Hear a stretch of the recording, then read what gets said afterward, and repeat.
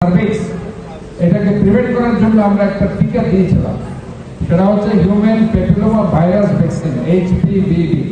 আজকে আমি সব জায়গায় বলি শিক্ষাই হচ্ছে জাতির মেরুদণ্ড।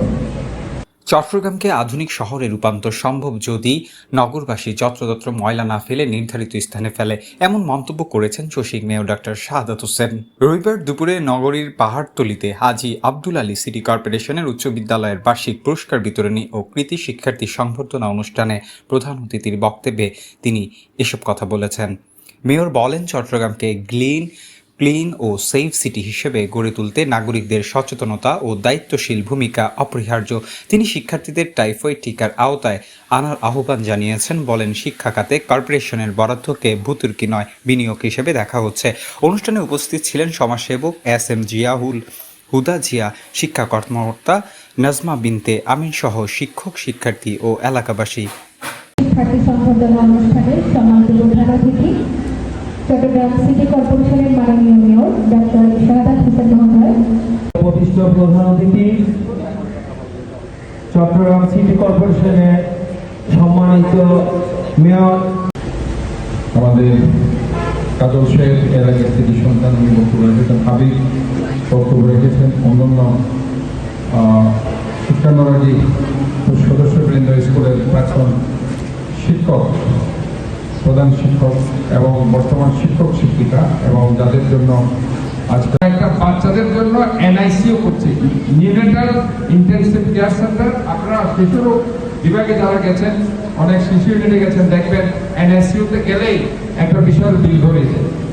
কাজে স্বল্প মূল্যে যাতে চট্টগ্রাম সিটি কর্পোরেশনের সুবিধা পেতে পারেন, আমরা মেমন 1 হসপিটাল যেটা আমাদের আছে, যেটা আপনারা সদরঘাটে হসপিটালটিতে আমরা NICU উদ্বোধন করবো উইদিন শর্ট টাইম, 1 সপ্তাহের মধ্যে। এবং আমাদের পাশে আরেকটা মেমন 2 হসপিটাল, জেনারেল হসপিটাল আছে, সেখানে সার্ভিস এটাকে প্রিভেন্ট করার জন্য আমরা একটা টিকা দিয়েছিলাম, সেটা হচ্ছে human papilloma virus vaccine HPV। সেটাও যাদের বয়স 9 বছর থেকে 16 বছর, তাদেরকে শুধুমাত্র মেয়েদেরকে আমরা সেটা দিচ্ছি। কাজে যারা মেয়েরা সেটা নেয়নি এখনো, তারা এই টিকাটা নিয়ে নিতে পারবে, যাতে করে বয়স হলে যারা সন্তান হবে, আলটিমেটলি একটা স্টেজে CA সার্ভিক্স অনেকের হয়, কার্সিনোমা, এটা থেকে প্রিভেন্ট করবে। কাজে এটা একটি কলেজ দরকার, এবং আমি মনে করি এখানে কলেজ হওয়ার জন্য যে ইনফ্রাস্ট্রাকচার দরকার, আমি আমার শিক্ষা কর্মকর্তা নাজমা বিনতে আমিনকে রিকোয়েস্ট করবো, উনি যাতে এটা সবকিছু দেখে কি কি করতে হবে সেটা যদি একটা প্ল্যানিং উনি করে দেয়, পরবর্তীতে যা যা করার ইনশাআল্লাহ যাই হোক, এটা একটা সময়ের ব্যাপার। আবার আমি এখন বলেছি কালকে হয়ে যাবে এটাও না, কাজে একটু সময় লাগবে, কিন্তু ইনশাআল্লাহ যেটা আমাদের সিটি কর্পোরেশনের স্কুল প্রায় 78টা স্কুল আছে, 24টা কলেজ আছে। কাজে কলেজ যেহেতু আছে, অবশ্যই আমরা ইনফ্রাস্ট্রাকচার যদি আমরা করে দিতে পারি, তাহলে পরে আমরা আশা করি একটা ভালো একটা কিছু আমরা করতে পারবো। আজকে আমি সব জায়গায় বলি শিক্ষাই হচ্ছে জাতির মেরুদণ্ড। আমার আগামী 5 তারিখ 1 বছর পূর্ণ হবে চট্টগ্রাম সিটি কর্পোরেশনে।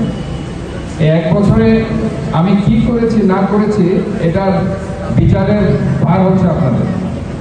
আমি একাডেমিক্যালি বলতে পারি যে চট্টগ্রাম সিটি কর্পোরেশন, স্থানীয় সরকার মন্ত্রণালয় তাদের কৃতিত্বের জন্য 1 নাম্বার পুরস্কার হিসেবে তাদেরকে ঘোষিত করেছে।